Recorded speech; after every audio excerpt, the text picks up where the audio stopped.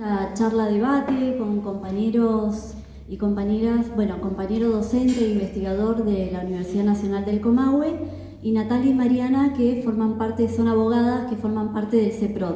Igual ahora cuando les pasemos les dé la palabra, ustedes se presentan, cuentan sus recorridos, sus experiencias de militancia, que han contribuido, ¿no?, a conformar las memorias colectivas, ¿no es cierto?, en la región, ¿no? Y en ese marco agradecerles por estar presentes, y también esta actividad, esta Semana de la Memoria, todas estas actividades que hemos estado realizando han sido con el acompañamiento de ATEN Plotier.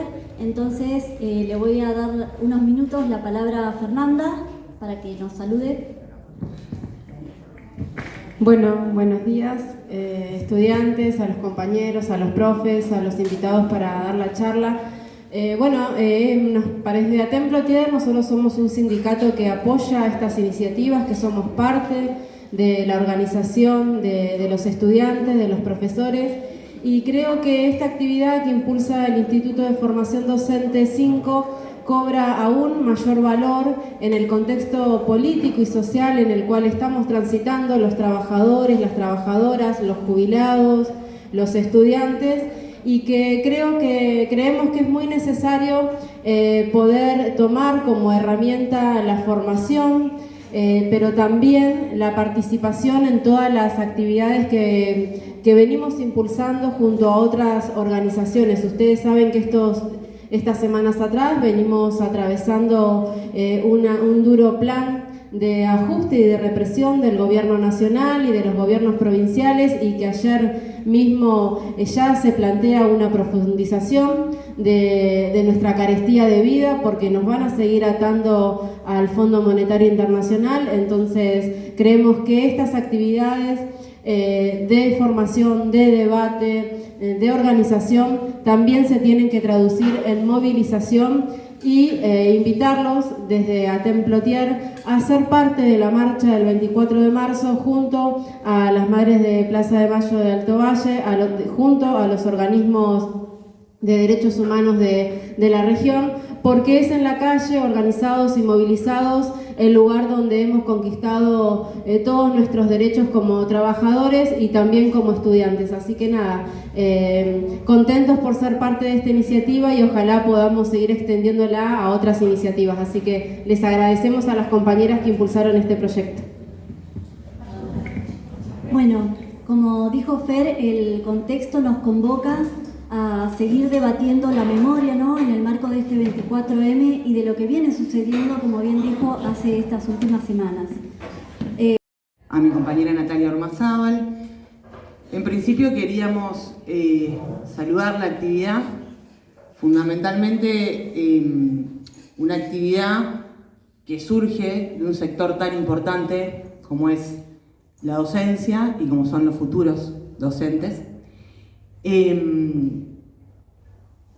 que juegan un rol tan importante en eso de sostener la verdad histórica, nuestra historia, esa que con tanto ahínco muchos y muchas intentan borrar. Y un poco queríamos hablar de eso, ¿no?, de la verdad histórica y de la memoria. ¿Para qué? También, si solo para recordar, solo para saber qué pasó, o si la memoria para mirar para el futuro que queremos. Nos presento un poco. El CEPROD es un organismo de derechos humanos a nivel nacional. Surge en la década de los 90 en una situación muy parecida a la que estamos viviendo hoy, en una situación en donde la represión de parte del Estado empieza a estar en alza, empieza a estar en la agenda cotidiana, y ahí nos empezamos a organizar y dijimos, bueno, hay que, contra esto, organizarse más profundamente. Nosotros además somos militantes del Partido de los Trabajadores Socialistas, que es un partido que trae su historia y su raigambre en lo que en los 70 fue el PST. Por supuesto que lo reivindicamos, y somos una corriente trotskista, ¿sí?, de la Revolución Rusa de 1917. Les digo esto como para que también tengamos un conocimiento de también desde dónde vemos y desde dónde hablamos. Les decía que la idea era entonces hablar un poco de esa verdad histórica, y suele suceder que ante los cambios de ciclo político impuestos desde arriba, digamos, por la clase dominante, los grandes empresarios, sus políticos, se pone de nuevo en cuestionamiento qué pasó en los 70. ¿Por qué se meten tanto con los 70? ¿Por qué les preocupan tanto los 70? Que cada vez que hay un cambio de ciclo político vuelven a ir hacia ahí.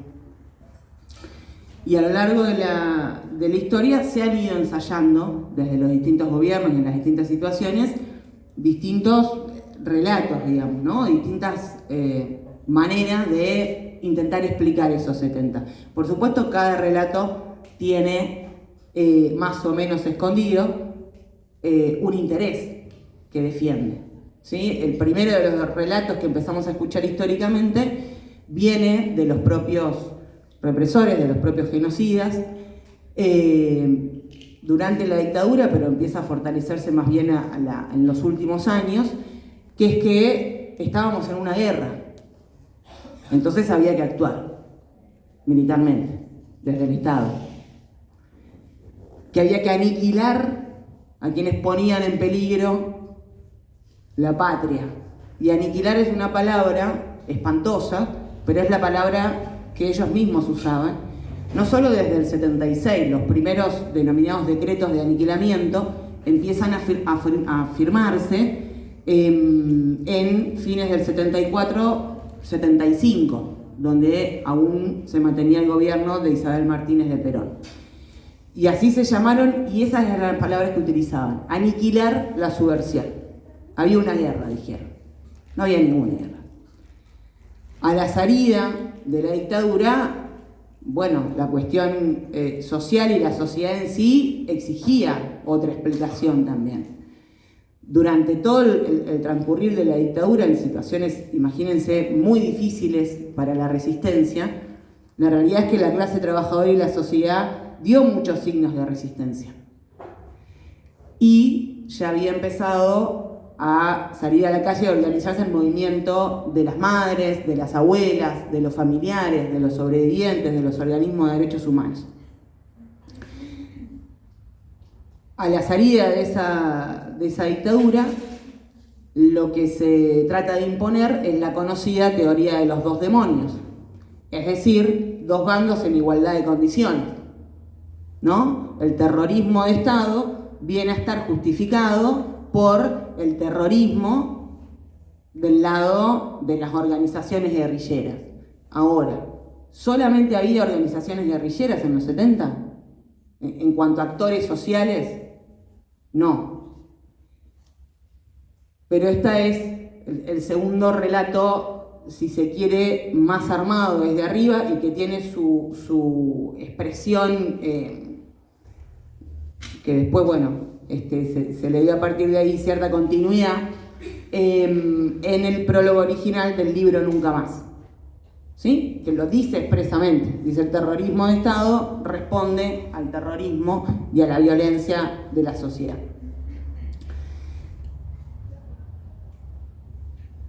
El curso de la historia continuó y había que explicar de nuevo, en un nuevo cambio de ciclo político, los 70. Y ahí surge un tercer relato que, si bien se diferencia bastante de los dos primeros,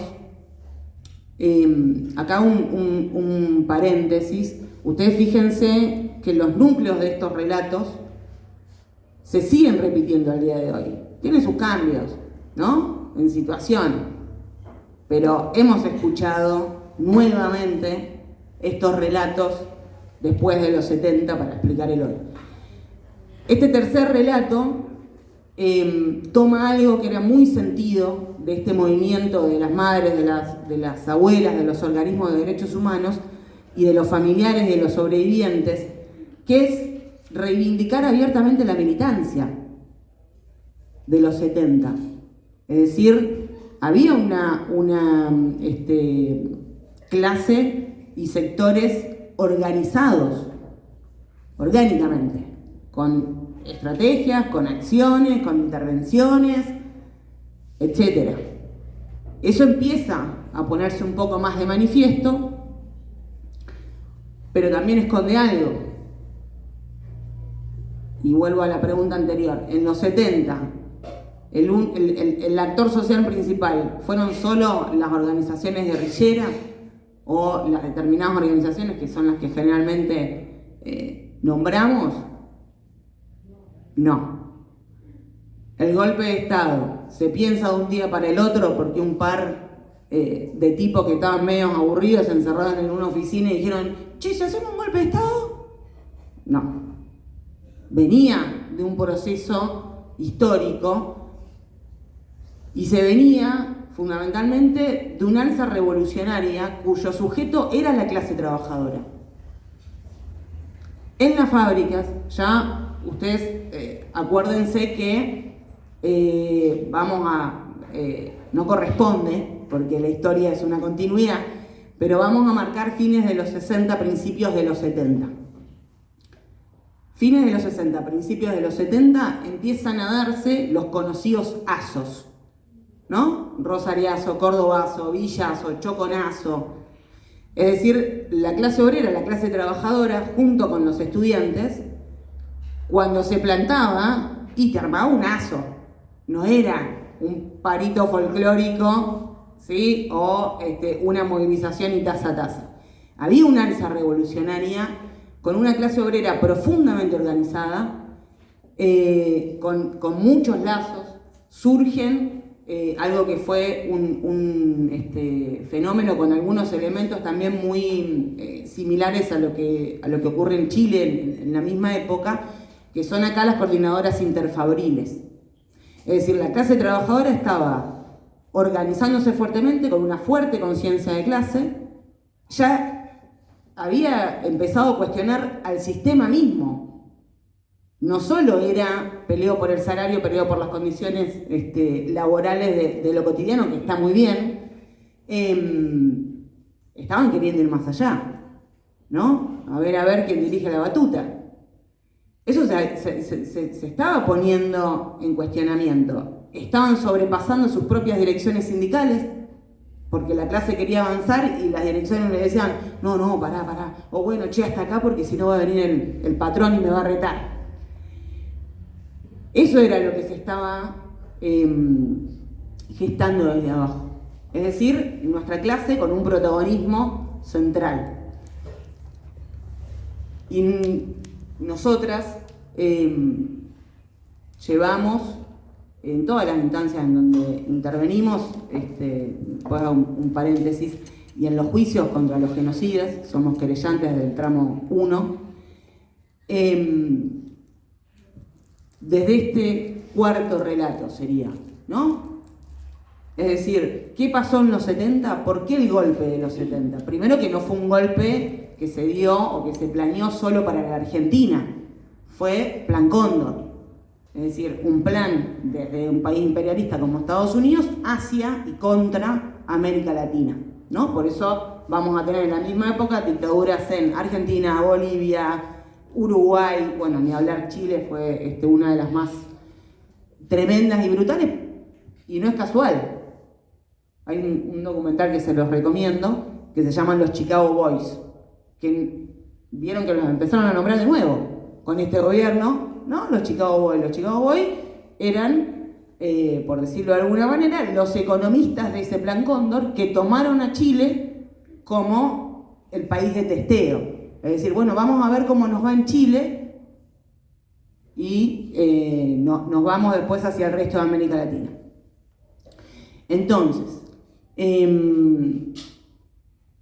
para nosotras es fundamental poder rescatar esa historia de una clase que es la nuestra, que nos ha dado sobrados ejemplos de lucha, de resistencia, y más en un momento como este, y más nuestras generaciones, es decir, las que vinimos después, ni hablar de futuros docentes, parte de esa misma clase trabajadora, que es mentira, que está dormida y que no quiere salir a luchar y que bueno, nos reprimen, pero la gente no quiere.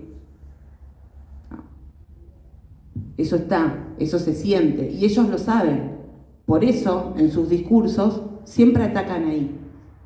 Siempre tratan de atajarse de que nuestra clase se dé cuenta de que no arrancamos de cero, de que no empezamos de cero. Tenemos gestas enormes, enormes. ¿Y memoria para qué? Para sacar lecciones, para hoy y para mañana. Si a nosotros nos cortan esa historia, nos cortan ese pasado, ¿qué futuro tenemos? ¿Qué hoy tenemos? ¿De dónde nos paramos? Y esa es la visión y esa es la batalla que damos, les decía, también en los juicios contra los genocidas en la región. Llevan 8 tramos. Acá en Neuquén hemos ido, explico más o menos, yo calculo que igual deben tener una idea, pero ser querellantes implica acusar por las sobrevivientes y los sobrevivientes a los genocidas.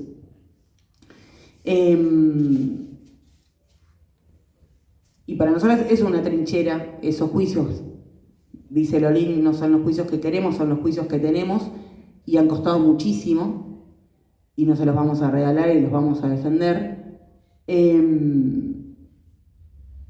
Venimos del tramo, el tramo 8 terminó a fin de año. Este viernes, pre-24 de marzo, nos notifican los fundamentos de por qué se logró condenar a Duarte y Ortiz, que fueron juez y fiscal de la dictadura en la región, básicamente para garantizarles impunidad, ¿no? Como parte de ese plan del genocidio de clase. Así que bueno, esto, términos generales, más bien introductorio, por ahí después, si queda algo, lo podemos conversar. Pero la docencia y la clase, vamos para adelante sin miedo, porque tenemos toda esa historia en nuestra espalda para seguir construyendo. Gracias.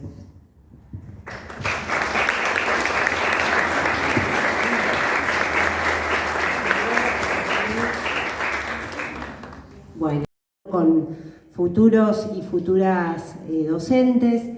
Bueno, acá tenemos a Pablo, que es docente universitario, pero en mi caso yo también me desempeño, además de como abogada, como docente en media, así que la verdad que siempre es una alegría estar en estos ámbitos.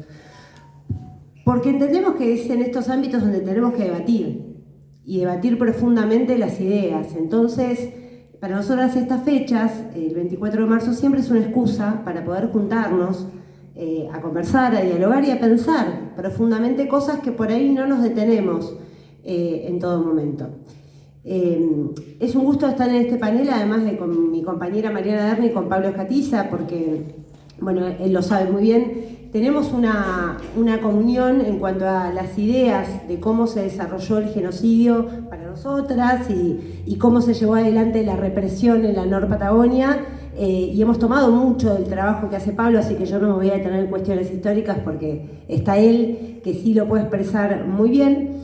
Pero sí nos parece importante el poder sacar algunas conclusiones de todos estos años en los que se ha llevado adelante juicios en Argentina. Mariana hablaba de nuestra participación como CEPROD aquí en la región, pero empieza antes con nuestra participación a nivel nacional en distintos juicios en todo el país, con nuestros compañeros y compañeras, con Miriam Bregman, ustedes la conocerán, abogada de nuestro organismo, diputada nacional mandato cumplido, que ha dado una batalla en distintos juicios históricos también, causa Echecolás, von Bernick, ESMA, es decir, todos aquellos debates que permitieron dar inicio y poder pensar en común qué es lo que pasó en todo el país durante los 70, para después poder pensar las particularidades de nuestra región, porque las hubo, y realmente hubo muchas.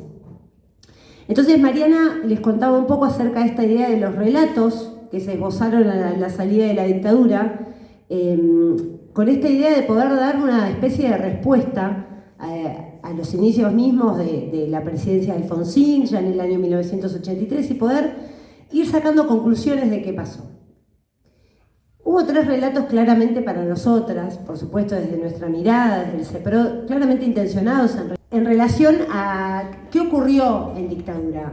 Ahora, hay uno sobre el cual nos queremos detener, que tiene que ver con esta idea de una especie de cuarto relato, en términos de pensar que lo que ocurrió en Argentina no fue un plan sin más, por supuesto un plan orquestado en Estados Unidos, que tenía una idea muy concreta para toda la región de Latinoamérica, y en Argentina particularmente para terminar con el ascenso obrero que se vivía, que desbordaba, como decía Mariana, las coordinadoras interfabriles, que desbordaba las grandes organizaciones sindicales, y donde se reclamaba un cambio profundo en la sociedad de raíz, y donde había una organización, que sobre esto me quiero detener, una organización en particular, con distintos debates de estrategias y de ideas.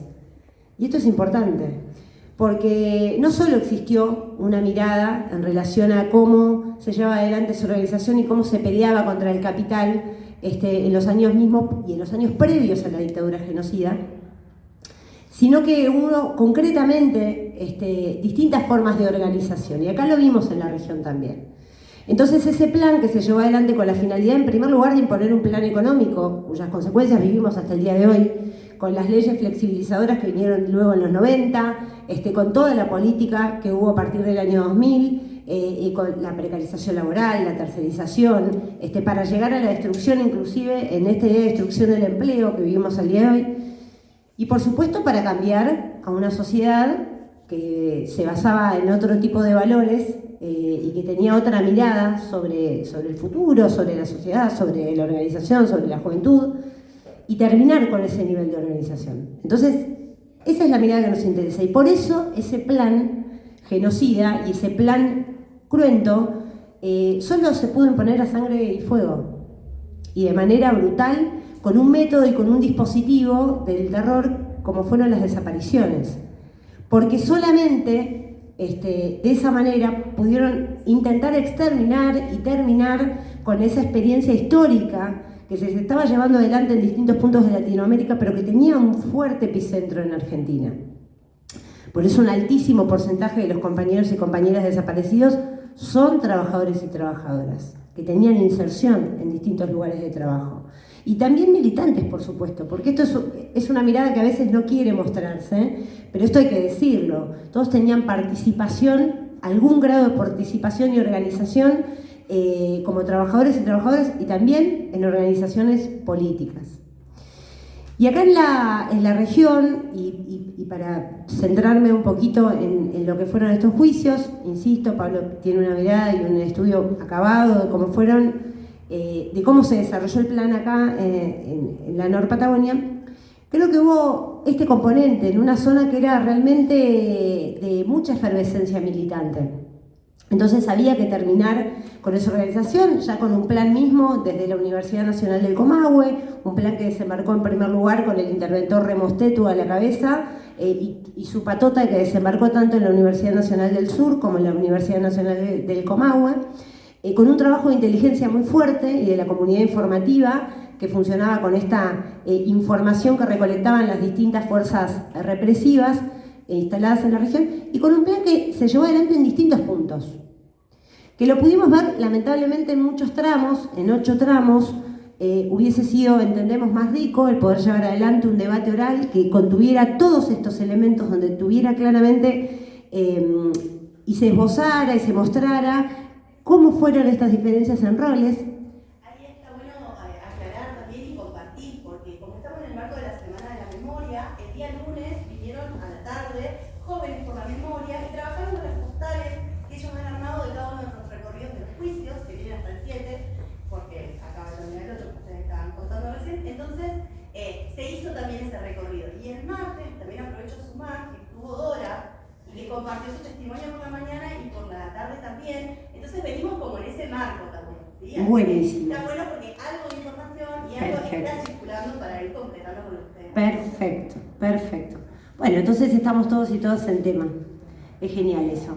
Bueno, y entonces como les decía, y como ustedes habrán visto en postales del juicio, postales de quienes han participado en estos debates, nosotras como creyentes en todos, algunos participando como público, como espectadores, como militantes también, y me parece sumamente valioso porque esa ha sido la construcción de los juicios, ¿verdad?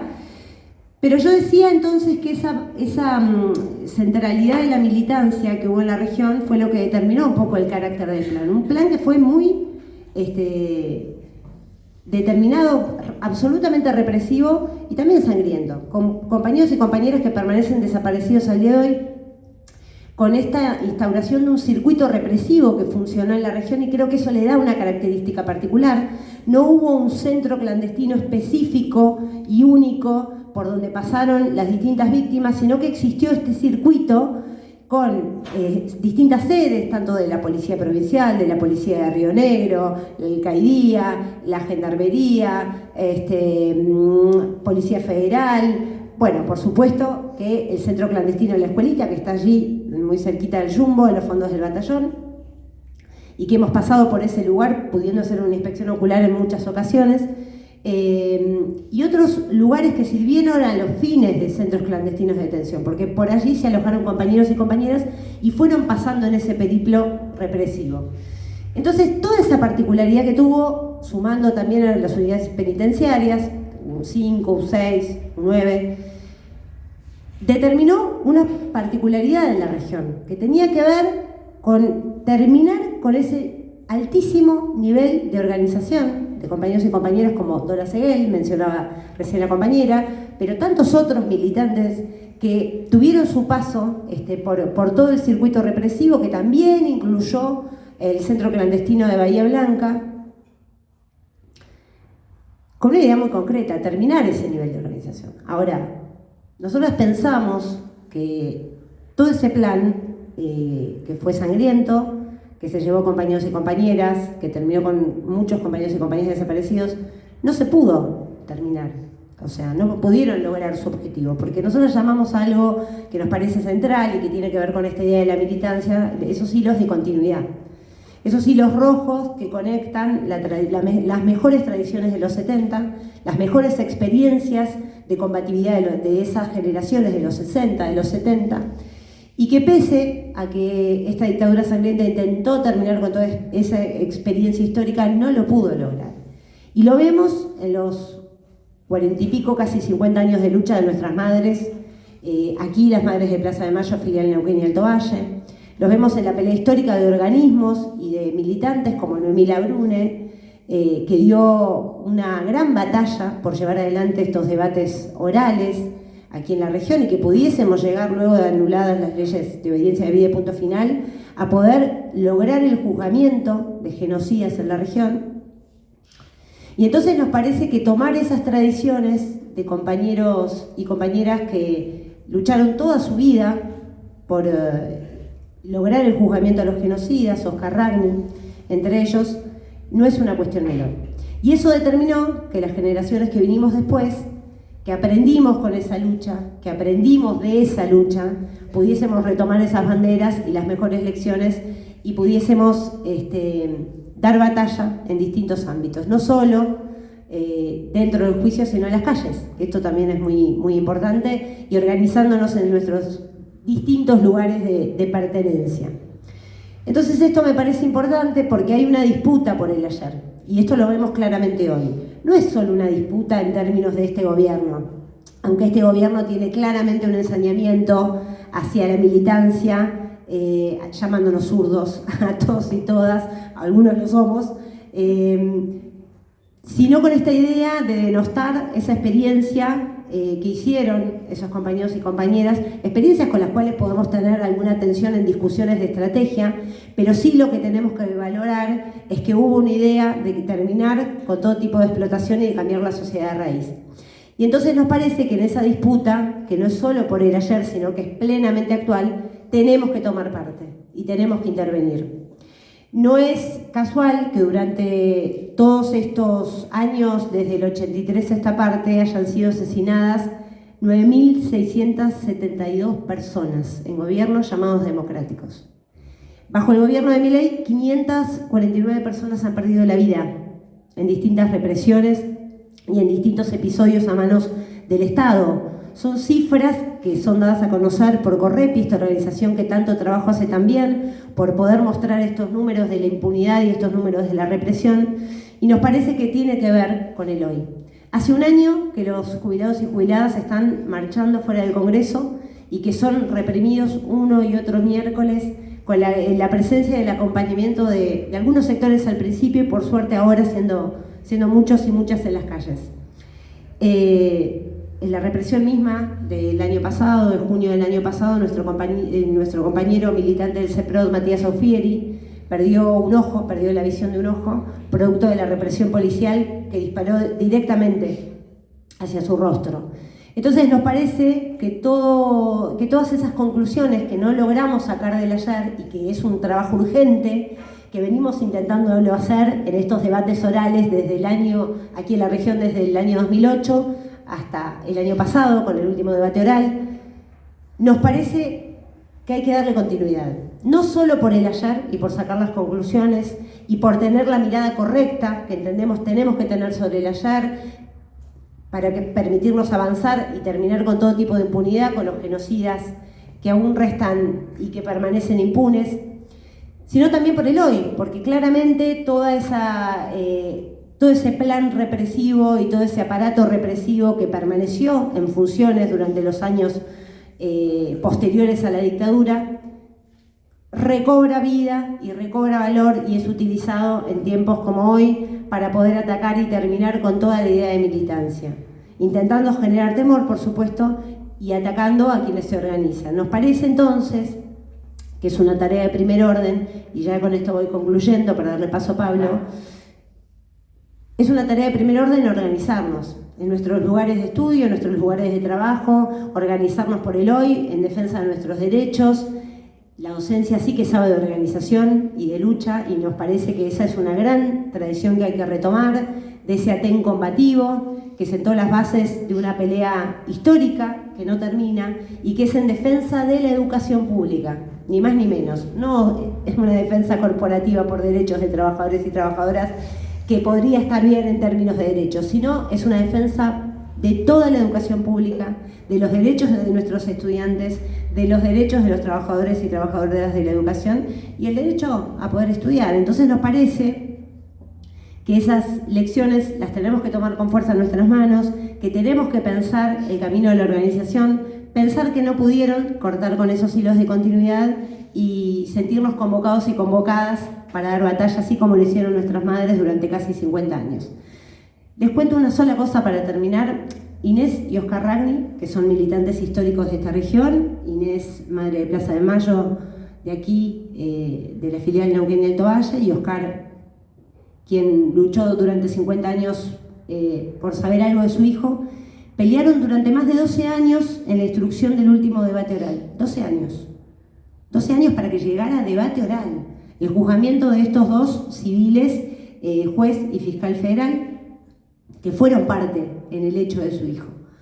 Pero ellos nunca personalizaron esa pelea, nunca se victimizaron, nunca lo pusieron en primer plano su dolor personal, sino que tomaron su causa personal como una causa colectiva.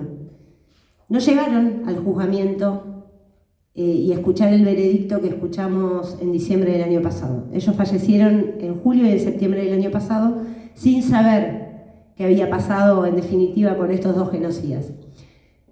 Ahora, creo que la lección de eso, para quienes además fuimos sus abogadas y tuvimos el honor de ser sus abogadas y acompañarlos en esa pelea, es que hay que luchar, que nada está dado, que todo lo tenemos que conseguir con pelea, que la historia de la clase trabajadora tiene que ver con lucha y organización y que entonces retomar esas lecciones de luchadores y luchadoras, de todos aquellos que dan pelea en defensa de sus derechos y en defensa de una vida que merezca la pena ser vivida, bueno, creo que es una tarea de primer orden y a eso los convocamos y convocamos a acompañarnos en primer lugar a esta histórica marcha que esperamos sean miles el próximo 24 de marzo, pero por supuesto a retomar esas mejores tradiciones de nuestra clase, organizarnos y dar pelea por un futuro para todos nosotros y sobre todo para los que vienen después.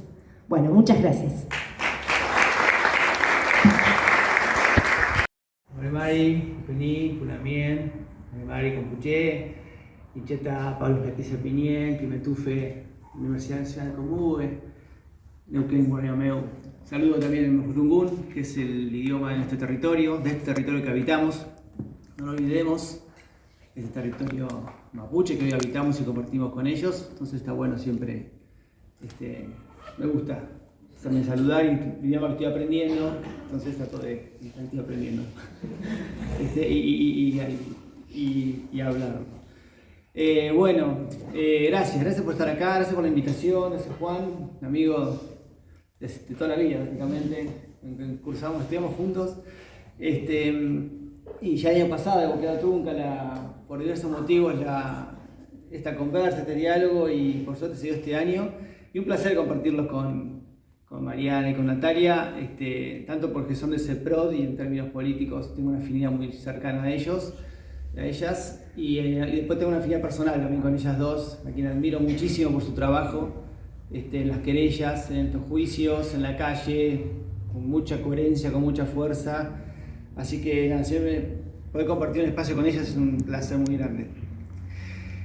Me han dejado muchas cosas como abiertas, ¿no? Para conversar. Cuando me invitaron a este encuentro, la idea me ha dicho Juan de charlar un poquito sobre verdad histórica, verdad jurídica. Voy a comentar un poquito de eso, sin ponerme pensado ni muy teórico, porque son cosas que después pueden ver en los libros y demás, con sus profes, pero sí algunos elementos que uno fue aprendiendo, además de la propia experiencia de que, además como historiador, yo trabajé 6 años en la Fiscalía Federal de Neuquén en la investigación de los juicios de lesa humanidad, ¿no? por el genocidio cometido en los 70. Entonces, en esa instrucción, yo fui contratado como historiador para armar, me dijeron en su momento, armar el rompecabezas de la escuelita. Así era. O sea, bueno, por suerte la abogada, la fiscal que estaba, la secretaria de la Fiscalía que estaba en ese momento a cargo de la investigación, tuvo el buen tino, por suerte, cuando le dijeron, bueno, podés contratar a una persona para que te ayude en la investigación, en vez de contratar a un abogado, o un abogado, no tengo nada, dijo, voy a contratar a un historiador para que me ayude a armar. Y fíjense, ella ya un paso adelante pensando en esa tensión de verdad histórica, verdad jurídica, de la que vamos a charlar un poquito ahora, pero pensando en un historiador. Primero entró José Chenique, un compañero que hoy está fallecido, que hizo un trabajo importantísimo, trabajó 1 año ahí, y hizo un trabajo de base muy importante, pues, sobre el cual nos pudimos apoyar para seguir investigando. Y después, bueno, yo trabajé 6 años más ahí en la investigación, y mi último trabajo, justamente, la última tarea que tuve hasta que renuncié, fue ayudar a elaborar el requerimiento de elevación en juicio de la causa que recién se llevó a cabo el juicio oral el año pasado, ¿no? La causa Duarte, le decíamos nosotros, que era justamente contra el juez Pedro Laurentino Duarte y el fiscal Ortiz. Eran otros funcionarios judiciales más, pero ellos dos fueron los que finalmente fueron condenados. Por suerte se demostró su responsabilidad y su responsabilidad en los hechos que acontecieron acá durante la última dictadura, ¿no? Juez, no sé la vida de Ortiz, pero sí Duarte, un juez que sigue activo en la actualidad, no como juez, pero sí como persona importante con mucho poder, con tierras en la zona de Aluminé, el lago de Pehuenia, al lado del lago de Aluminé, sobre Pehuenia. Y combatiendo a las comunidades mapuche que están muchas veces reivindicando por su territorio. Digo, para ver algunas continuidades a veces que hay, y que las hay permanentemente entre el pasado y el presente. Bueno, entonces para enfocar un poquito esto de la verdad histórica, la verdad jurídica, que fue un tema que a mí personalmente me costó mucho como historiador, porque entraba al mundo judicial en el cual tuve que aprender su idioma, sus códigos. Y cosas muy sencillas para los abogados, y fue difícil para mí este tema de la foliatura, de foliar expedientes, porque era importante hacerlo, porque después imagínense la causa Reinhold, que es la causa esta que se llevó a juicio y la que se demostró la verdad jurídica de lo sucedido en la región durante la dictadura. Cuando yo terminé Cuando yo entré a la fiscalía a trabajar eran 90 cuerpos más o menos del expediente. Cuando me fui, 6 años después eran 118 cuerpos, no sé cuánto terminó después. Casi 200 cuerpos. Cada cuerpo tiene 200 fojas. Imagínense la cantidad de páginas que tenía todo eso. Bueno, todo tiene que estar numerado, porque si no después no se puede encontrar. De esas pavadas pueden parecer técnicas, hasta cuestiones que tienen que ver con el lenguaje, con los códigos, con muchos elementos que hacen a esta distinción a veces entre verdad jurídica, verdad histórica, entre el trabajo del juez y el historiador, ¿no? Hay un libro muy maravilloso que se los recomiendo, que es de Carlo Ginzburg, se llama El juez y el historiador, es hermosísimo, porque justamente él pone en tensión hay varios historiadores que trabajan sobre la distinción entre juez y historiador, pero él lo hace a partir de dar cuenta de una causa en la que terminan condenando a un amigo suyo, a Sofri, por lo acusaron supuestamente de haber hecho un atentado anarquista. Él, Ginzburg, su amigo, estaba seguro que no lo había hecho. El juez lo condena. Entonces, en esa tensión entre el juez y el historiador van demostrando y va dando cuenta de esta distinción a veces entre verdad histórica y verdad jurídica. Digo como para también tener un elemento teórico para trabajar, un libro para poder ver. Yo tengo un PDF, creo, si no quiere, se consigue en la web. Pero bueno, justamente porque no es lo mismo la verdad histórica que la verdad jurídica, ¿no? O sea, cuando decimos de verdad jurídica, claro, las compañeras van a poder precisar mejor, tiene que ver con la cuestión de la justicia, pero se distinguen básicamente entre los objetivos y el método. Los dos buscan llegar a demostrar hechos, y buscan conocer el pasado, un fenómeno, un hecho del pasado. Pero el tema es los objetivos puntuales de la justicia, que tienen que ver con establecer responsabilidades, básicamente, sancionar a esos responsables de esas acciones y poder lograr justicia. O sea, a partir de establecer hechos, probarlos y esos hechos probados, poder establecer quién fue el responsable de tales hechos. Si A cometió un hecho B, bueno, poder demostrar que A cometió el hecho B. Y sin dudas. Ahí hay un elemento que ahora lo voy a traer después con el tema de la historia. La justicia, ¿verdad? La verdad jurídica no se puede permitir la duda, justamente porque hay una figura que se llama indubio pro reo, que la duda está a favor del acusado. Si hay dudas, esa verdad, no se puede llegar a esa verdad jurídica, no puede haber una responsabilidad, no se puede adjudicar una responsabilidad a esa persona, ¿no? Y el método tiene que ver también, es más específico en el caso de la justicia, porque si bien es a partir de la construcción de pruebas, la toma de testimonios, todo eso se hace en lo que se llama el marco del debido proceso, marco legal, ajustado a reglas que están estipuladas en el Código Procesal Penal, ¿no? El Código Procesal y en las normativas. Los historiadores zafamos de todo eso. O sea, tenemos muchas más, tenemos muchas más ventajas. Más hipeamos más en ese sentido, ¿no? O sea, nosotros, ¿qué queremos como historiadoras y como historiadores? Sí, reconstruir un pasado, poder dar cuenta de algo que sucedió, de poder dar cuenta de eso en su mayor complejidad posible, tratar de que ese discurso que construimos se adecue lo más posible a eso que sucedió, que nunca vamos a saber exactamente cómo fue, pero sí adecuarse y sí aproximarnos a hacer lo más precisos posibles en la complejidad de un fenómeno, analizarlo, explicarlo y comprenderlo, ¿no? O sea, el explicar y comprender es fundamental para nosotros historiadores. No nos interesa adjudicar responsabilidades sobre tales hechos ni mucho menos semejante responsabilidad en esa adjudicación de responsabilidades administrar justicia. Eso le queda en manos al derecho, a las abogadas. Los historiadores, si hipeamos más, queremos explicar, comprender, y esa tensión la viví personalmente todo el tiempo en mis discusiones con la fiscal, de hasta dónde podemos llegar, hasta dónde no, qué prueba pedir, qué prueba no, qué contrato estoy construyendo. Entonces ella todo el tiempo ajustándose a que si esto no se podía probar no lo podemos decir, pero es obvio. O sea, además el tema, algo fundamental que Ginzburg trabaja muy bien también de hecho tiene otro libro, Ginzburg, sobre el indicio, la palabra indicio.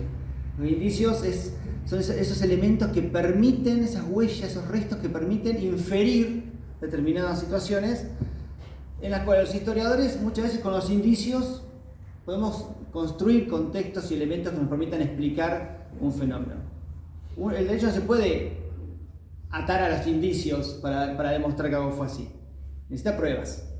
Entonces, ahí también teníamos tensiones con la fiscal, ¿no? Y respecto a decir, los objetivos son diferentes y también el método. Nosotros los historiadores también trabajamos con pruebas, con fuentes, construimos la prueba y las fuentes es mentira, les aviso. Esto de que los datos están ahí, vamos y están en el documento. Ya lo saben, ya lo habrán visto con los profes de acá. La prueba se construye. Uno que elabora la construcción de la prueba a partir de preguntas. Algo que nos hacemos los historiadores permanentemente son preguntas, ¿no? Y a partir de la complejidad de esa pregunta es que podemos construir prueba cada vez más valiosa para poder conocer ese pasado. También hablamos de la cuestión de la memoria colectiva, ¿no? Y esa memoria colectiva nos permite ir conociendo y dando cuenta de los contextos del pasado y para poder explicarlos y entenderlos. Y algo que nos podemos permitir los historiadores y las historiadoras es la incertidumbre y la duda. Justamente algo que la justicia no se puede permitir para dictar sentencia, los historiadores sí podemos hacerlo. Nosotros podemos terminar un libro de historia con dudas, con preguntas. Y quedamos bárbaros, porque decimos, bueno, esto para que futuros investigadores sigan investigando, dejo todo esto y ya está. Entonces, y está bueno, ¿no? Dejar duda, abrir, elaborar preguntas y dejar la pregunta abierta es parte de ese, lo vamos a ver muchas veces. Entonces ahí donde está esa tensión, pero son tensiones metodológicas en cuanto a los objetivos y teóricas, pero van muy de la mano. De hecho, trabajamos juntos. Yo me he nutrido mucho del trabajo de las compañeras para investigación, ellas del mío. O sea, no es que vamos por caminos separados, porque desde un punto de vista, si quiere, bastante positivista, lo hecho está. O sea, hay una realidad pasada que sucedió y que hay que investigar. Ahora el tema es cómo podemos dar cuenta de ella, cómo podemos explicarla esa realidad. Ahí nos empezamos a cambiar y qué hacemos con esta realidad. Nosotros queremos explicarla, comprenderla, el derecho quiere adjudicar responsabilidades. Y ahí es donde tenemos que ajustar ciertas cuestiones que nos diferencian, ¿no? No me voy a meter en todas las cuestiones de Foucault, pero no me voy a meter con esa. No, porque Foucault justamente es interesante, porque justamente lo que él planteaba es cómo el sistema judicial construye la verdad, ¿no? La construye y también a partir de relaciones de poder, de esas reglas que establece, y tiene esa pretensión de construir discursos de verdad, ¿no? Y fíjense, en muchos casos, no solamente en lo que refiere a la última dictadura, pero sino a muchos juicios en los cuales la sentencia del juez es el discurso de verdad, es lo que se tiene por verdadero, aún a pesar de lo que los historiadores podamos decir. Y este es un punto en contra para nosotros, pero lamentablemente así sucede. Le sucedió a Ginsburg cuando lean el libro, van a ver. O sea, él demuestra, Ginsburg justamente el principal ataque que hace del juez es que dice que el juez actuó más como historiador que como juez. ¿Por qué? Y acá tomo algo para que yo después lo trabajé también, que está en el libro.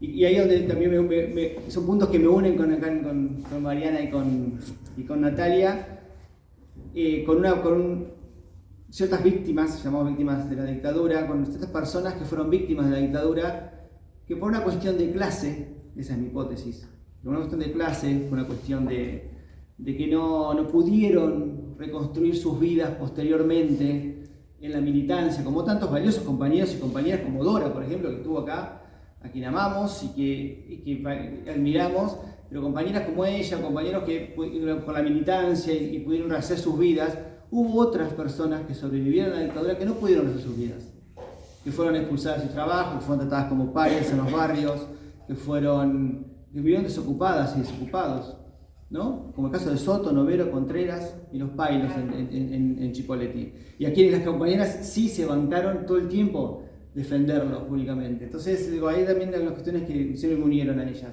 Y que en el caso de ellos, el juez no les creyó. En el segundo juicio oral, el juez no valoró, o sea, la prueba de uno de las víctimas, de Novero, ¿verdad? Sí. De Novero. Y los padres también, no la valoró, dijo que había ciertas contradicciones y entonces absolvió a uno de esos torturadores. Cuando uno analiza los testimonios, y eso está todo en el libro, cuando uno analiza los testimonios, se da cuenta que no hay tal contradicción. Que tal vez hay contradicciones ciertas de contexto, de que por ahí vio uno y no vio otro, pero sí que a tal persona fue la que lo torturó.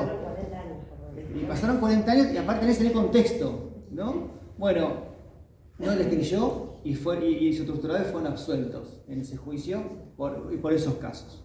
Y acá, y ahí donde yo en el trabajo trato de poner en tensión y de dialogar con el trabajo de Guillermo, porque justamente a mí me preocupaba que los acusados fueran realmente imputados en esos hechos y fueran condenados por esos hechos.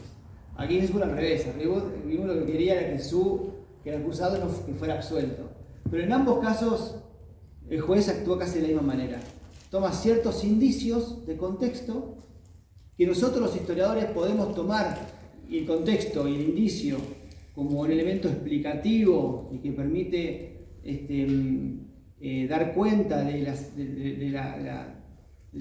contexto histórico, de las condiciones de posibilidad que hubo para que eso sucediera, pero no como una prueba de verdad. Ellos lo toman lo toman de esa manera.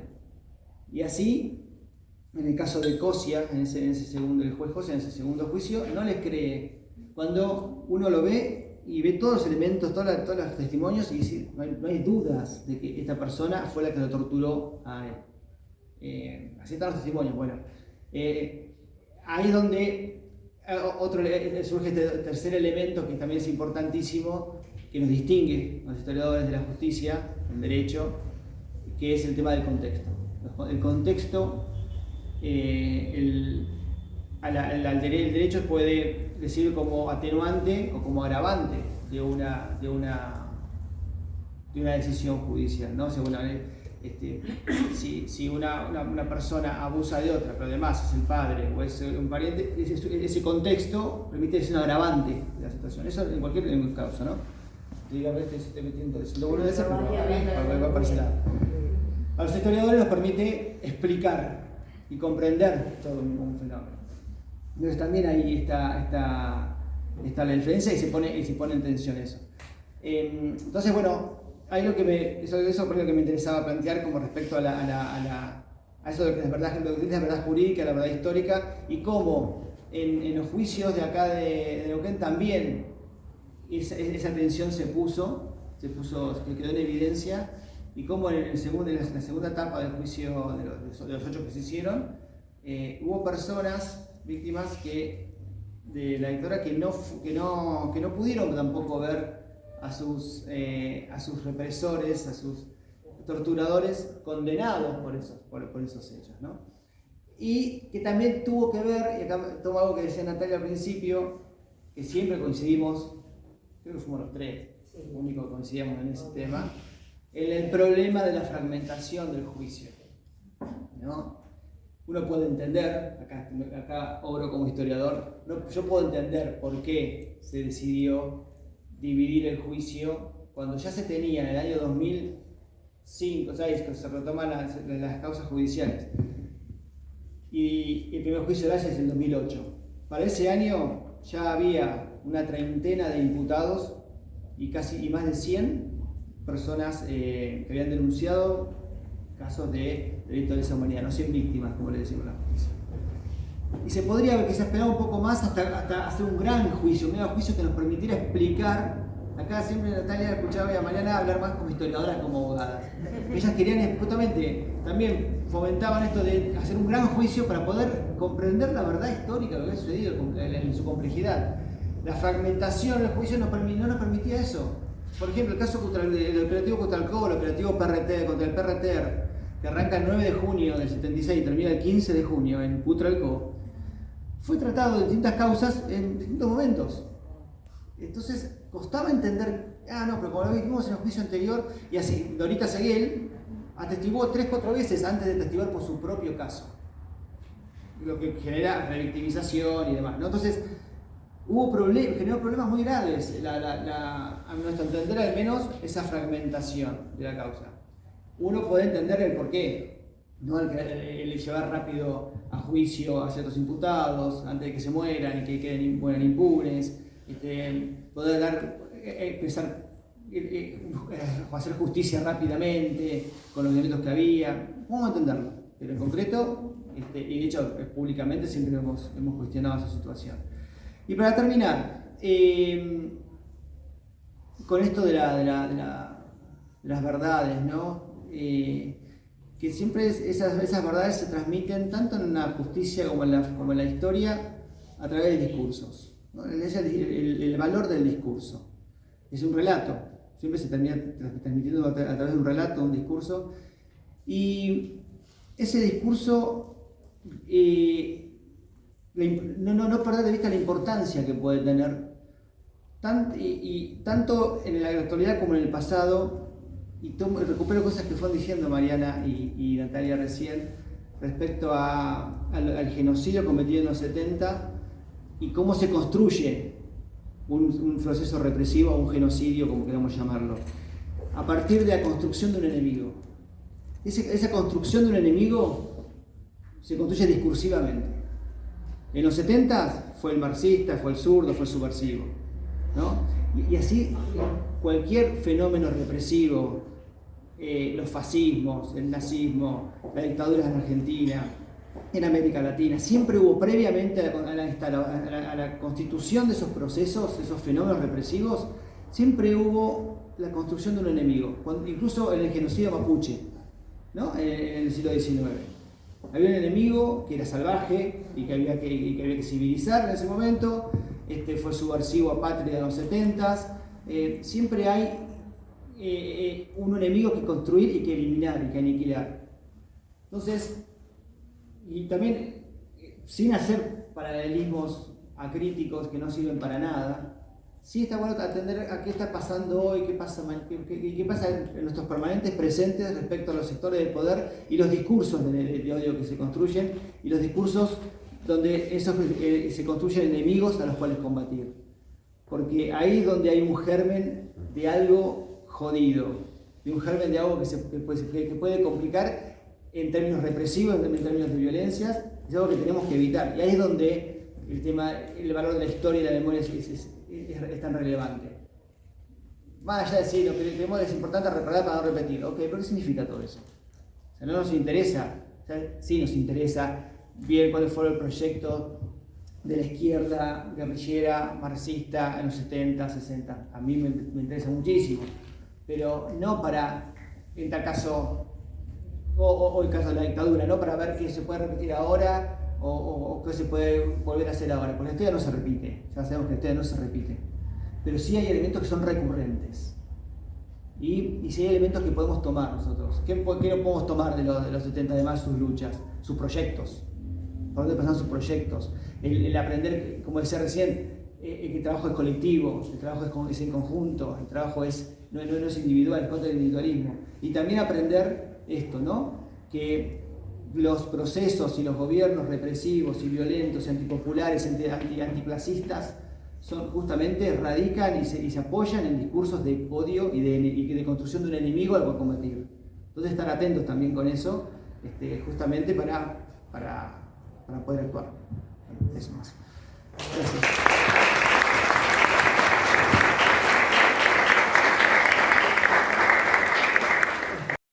Bueno, yo respecto a esto último que decías, me acordaba creo que fue Rodolfo Walsh que decía que hay muchísima literatura en los libros de historia y muchísima historia en la literatura, y tenía, a medida que venías hablando esto de la verdad histórica y la verdad jurídica, y cuál es el lugar de la subjetividad y de la literatura en la construcción de estas verdades.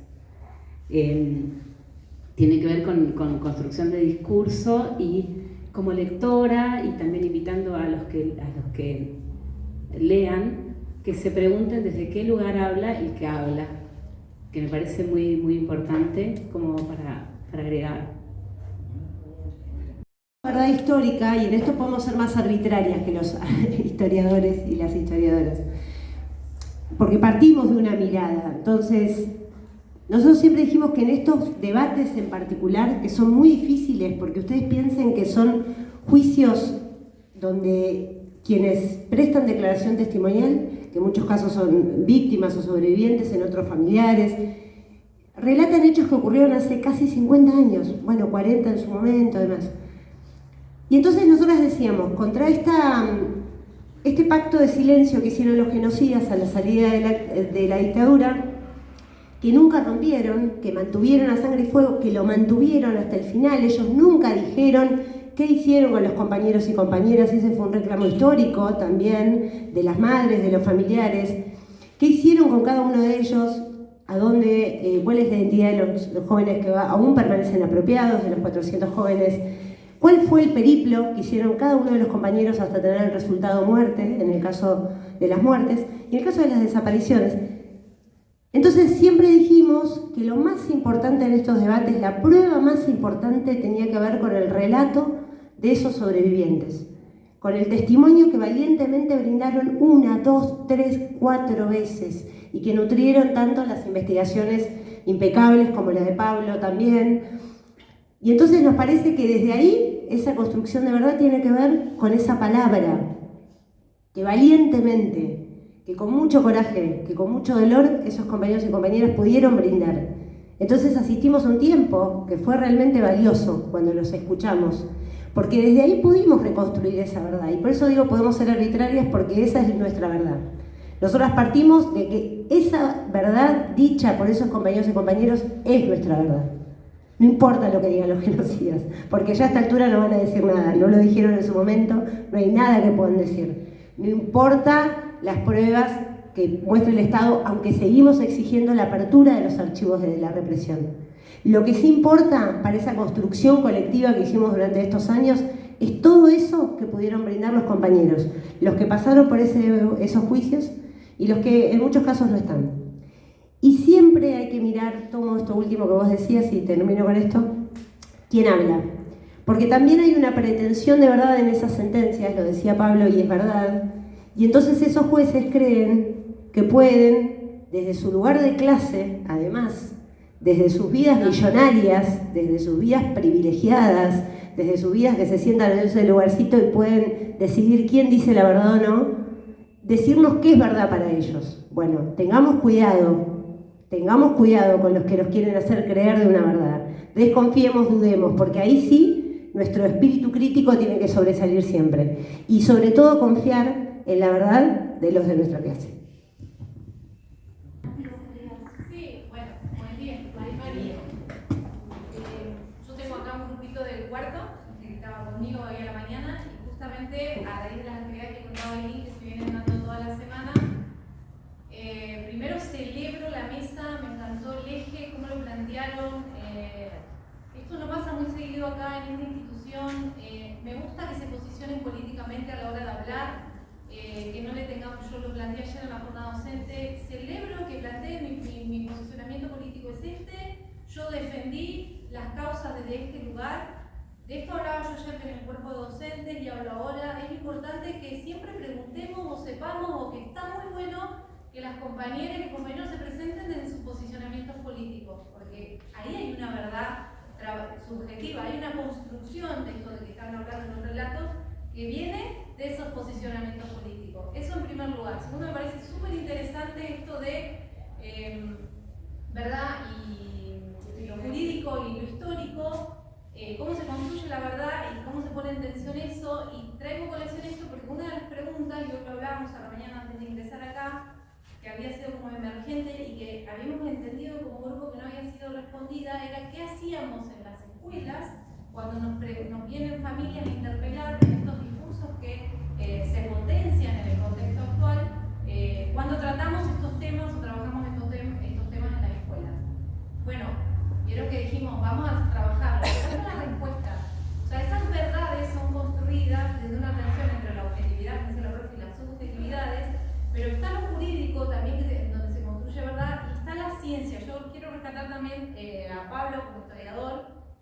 La historia es una ciencia y también tiene su propia propio método y tiene su diversidad, y ahí también se construye verdad. Bueno, en mi caso la ciencia que me responde a mí la geografía, pero digamos, la ciencia o las verdades jurídicas construidas de ciertos posicionamientos son construcciones de relato que nos posicionan para defender nuestras posturas pedagógicas, nuestras construcciones didácticas, porque esto fue una de las cuestiones que hoy salía y que habíamos sentido que no la habíamos logrado todavía responder. A mí me parece que hoy tomen, los chicos que nos vemos la semana que viene, tomen esto porque esta mesa es muy buena, es una mesa espectacular. Yo me encanta y siempre me gusta que las personas que nos van a hablar de estos temas se presenten desde su posicionamiento político. Así que y celebro a los compañeros el trabajo que lleva a hacer esto y tener estas 3 personas acá.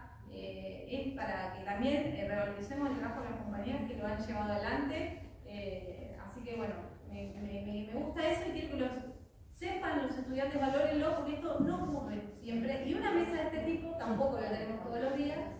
Así que bueno, espero que nos hayamos tomado nota, trabajemos mucho y me encanta esta atención y cómo han construido la mesa, etc. Gracias. Por ahí, Nati, perdón, ahí para contestarle con respecto a esa duda que tenían respecto a tratar este tema en las aulas, hay 2 leyes, una nacional y una provincial, que justamente recupera un poco lo que tiene que ver con la pedagogía de la memoria, ¿no? De trabajar el terrorismo de Estado en las aulas. Entonces me parece que también es importante que como estudiantes vayamos a esas leyes y las tengamos ahí como un resguardo, porque bueno, sabemos que puede pasar que haya gente padres, familias, que bueno, que tengan alguna otra versión de la historia. Entonces está bueno tener ese respaldo. Igualmente en términos de participación está pasando y es algo de lo que es importante hablar. Perdón, hola.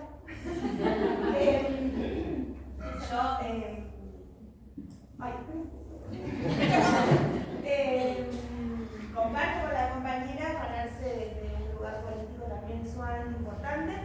No todos tenemos que tener el mismo posicionamiento, justamente está bueno también definirlo y cuando lo llevemos al aula está bueno tenerlo claro, porque está pasando, yo fui madre también, está pasando y se ve que hay familias, digamos, que ¿cómo le dan conversiones a los niños? ¿No?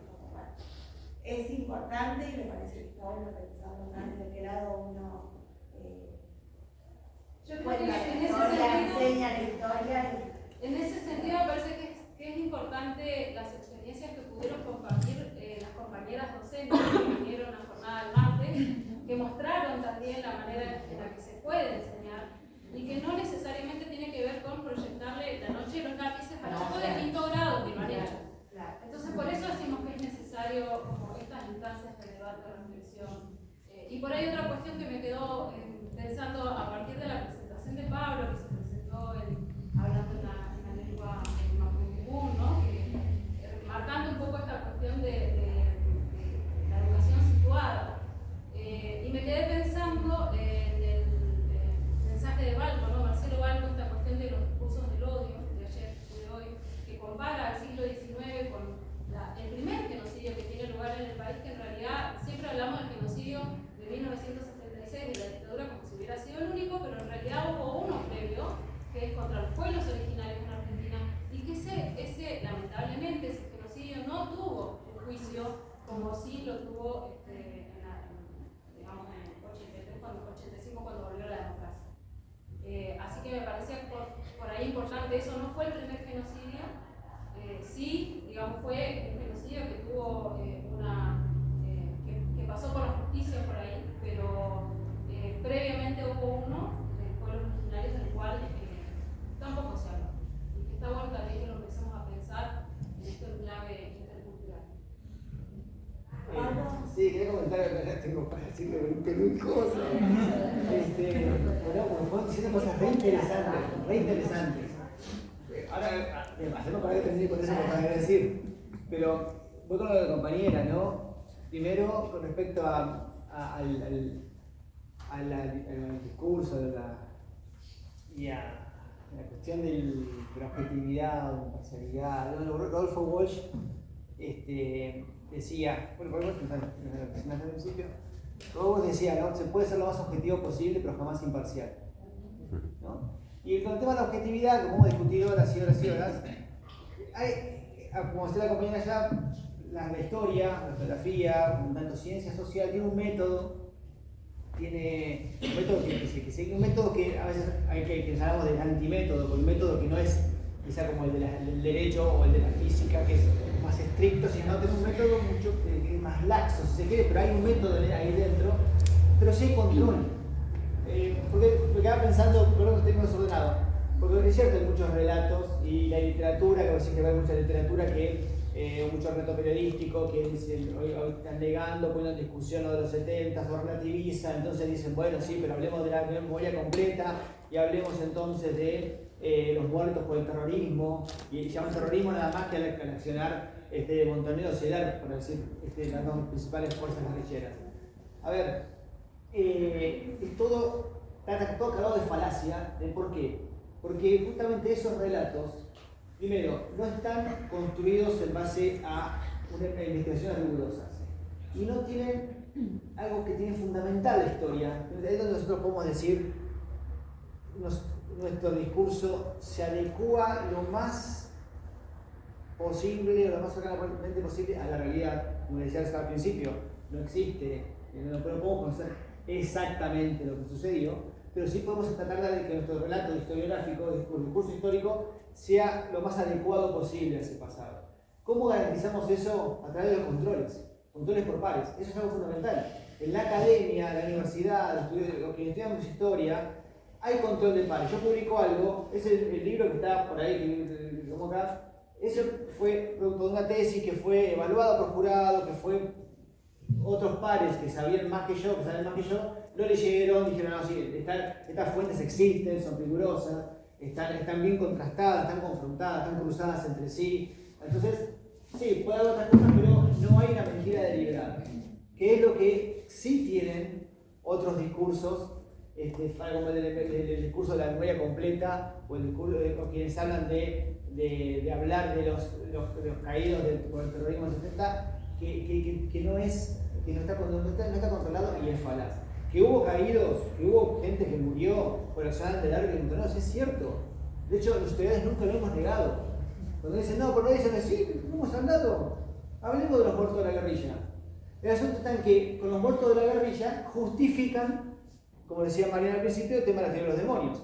Justifican el accionar del terrorismo de Estado, el accionar del terrorismo por parte del Estado, quien tiene el monopolio del uso de la violencia, quien tiene las armas, los tanques, el ejército, la estructura, la comunicación, la inteligencia, tiene todo eso el Estado. Bueno, justifican ese accionar por sobre la población con que hubo muertos en la guerrilla. No, si hubo muertos por la guerrilla, habría que hacer el juicio y mandar por eso.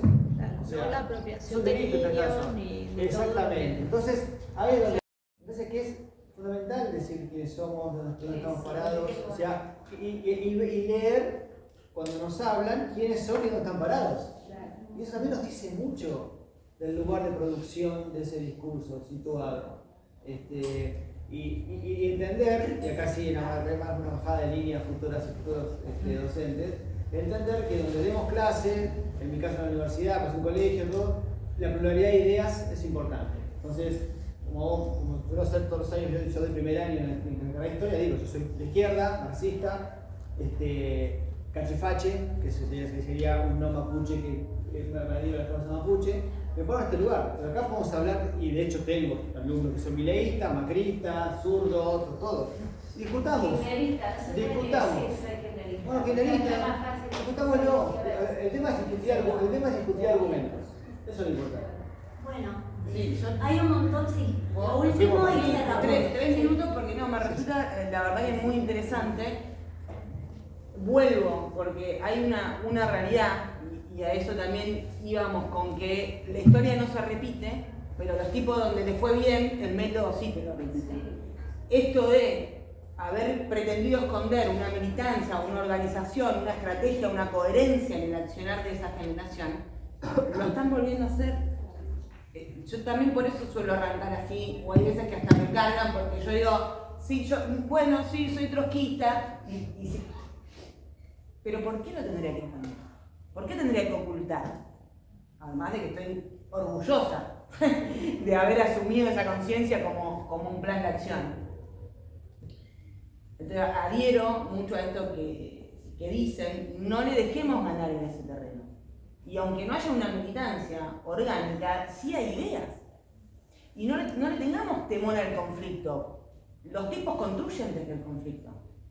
O porque nos quieren atacar directamente, o porque ponen en aparente conflicto, pero la verdad, la verdad histórica, también se construye desde lo que surge de esa tensión. Por ejemplo, Pablo decía, las compañeras hablan más como historiadoras que como abogadas. Y sí, porque nosotras intervenimos en los juicios, como abogadas, por supuesto, en la exigencia al Estado, que es el Estado de la clase dominante, para que se juzgue a sí mismo. Nosotros estamos interviniendo en el poder judicial del Estado terrorista de los 70, que es el mismo que acabó. Nunca el Estado dijo en un fallo fue terrorismo. Nunca dijo fueron 30.000. Claro que no.